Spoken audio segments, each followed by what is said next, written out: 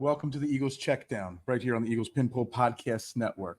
I am Phil Stiefel, and it is Friday, October 18th. It means it's Eagles versus Giants. Final preview, final predictions, and how the Eagles can or can't, will or won't win the football game on Sunday, 1 o'clock against the Giants. There's a lot of keys to an Eagles victory this week. There's a lot of things to look at as the 2-4 Giants, go head to head with the 3-2 Eagles. Daniel Jones versus Jalen Hurts, the Eagles offensive line versus a Giants defense that gets a lot. There's a lot to break down, a lot to think about. But I think I've come down to a few things that are very, very important to start with to ensure the Eagles get the victory that they rightfully should have. First and foremost, they got to stop playing backwards on offense. They got to stop scripting so many explosive plays at the start of the game that are low percentage of game. We've talked about it countless times.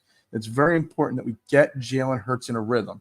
So that means running the football with Saquon Barkley, which you can run the ball successfully against the Giants defense, and that short, intermediate crossing routes, simple passes to get Jalen Hurts in a rhythm.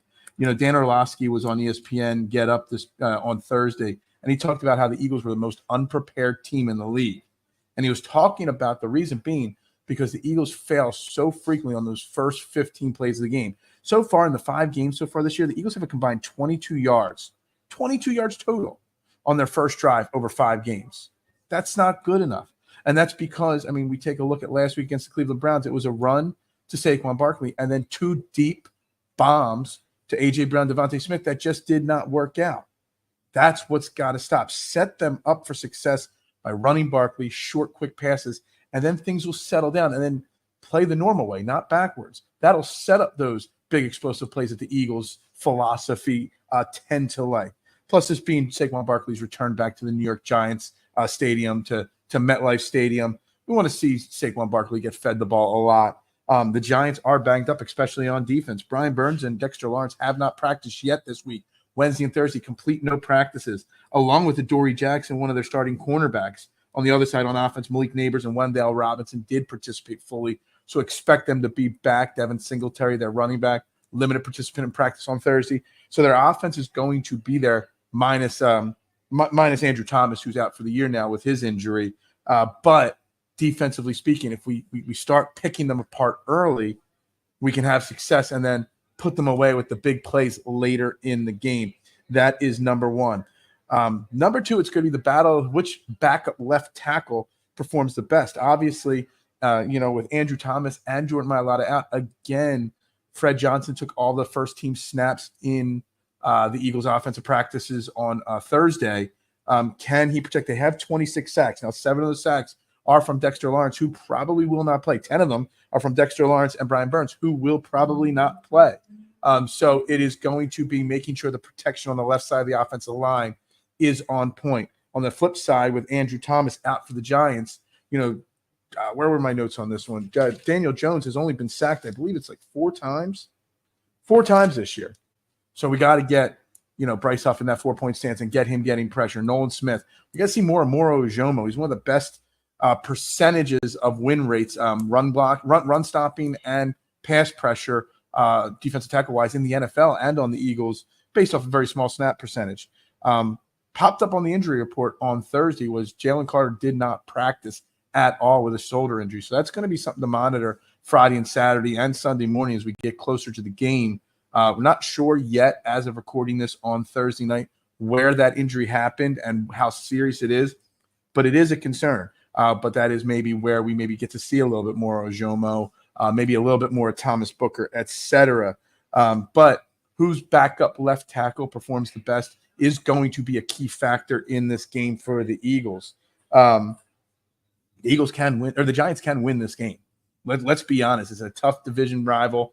We have a big picture, a good record against the Giants, but over the last couple of years, we have struggled at MetLife Stadium. Daniel Jones at times has given us trouble, but you got to force him to make turnovers. We've got to win the turnover battle. It's such a cliche key to a victory, but it's important. We have a -6 turnover differential this year. The Giants aren't much better at -2, so they don't create a lot of turnovers. It's up to us to create and force Daniel Jones to make those mistakes and also not let him beat us with his legs. He's only averaging 3.6 yards a carry this year, Daniel Jones, but we have seen in the past where Daniel Jones has gotten loose and been able to extend plays and also been able to run for big first downs against the Eagles specifically. And the Giants can win the game. Again, the Eagles, against the spread in their last 8 games, and the Eagles are favored by 3 points right now. They're 1-7 against the spread, the Eagles. So 3-point line, it's almost a pick'em game, and the Eagles haven't been good as the favorite team lately. So that is something to keep an eye out for going into the game on Sunday. I saw an interesting question floating around social media on Thursday, and it was, is this a must-win game for the Eagles? And while they're 3-2, it's week 7 of the season, and you have a couple more easier games coming up. So it's not, in theory, a must-win game for the Eagles. I think it is for the mental health of the fans, but also for the stability of this team. Very important that they get the win on Sunday. Losing to the Giants, falling to 3-3, falling behind Washington further in the division would not be good for the psyche of the team and also the job security of some of the coaches going forward. So it is very important for the Eagles to come out and win this game, dominate, get Jalen Hurts moving, protect Jalen Hurts, who's been sacked 14 times on the year compared to Daniel Jones 4. It's important to get Saquon Barkley going. It's important, to do all these things. Can they win? Absolutely, the Eagles. Should they win? 100%. Will they? We will find out if they hit these keys, if they start a little bit more successful, get rid of these slow starts, get rid of these struggles that they have in the beginning of games. They should come out and win.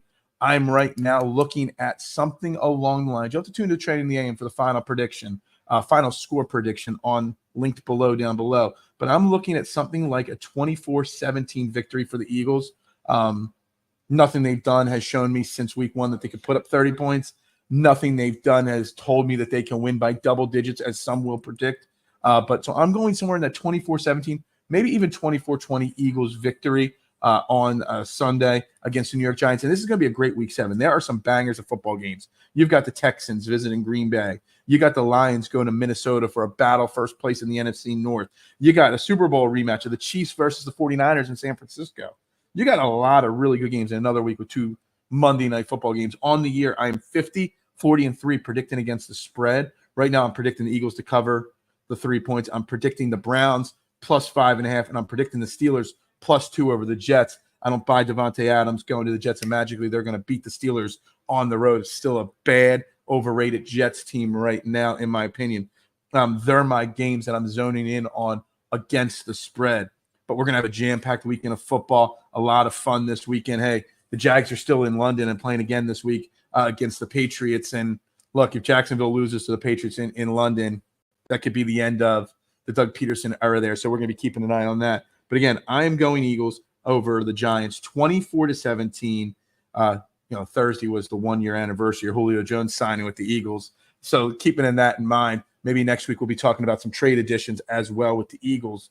But with that being said, guys, this is the Eagles Checkdown right here on the Eagles Pinpool Podcast Network. I am Phil Stifel. You can find me on all social media platforms at Bearded Knowledge, and you can find me Monday through Friday on the STT Sports Network for Trending in the AM, linked below in the description, guys. Everybody have a great night or great day, great weekend, great night, whatever it may be. Go Birds, and bubbles up to you.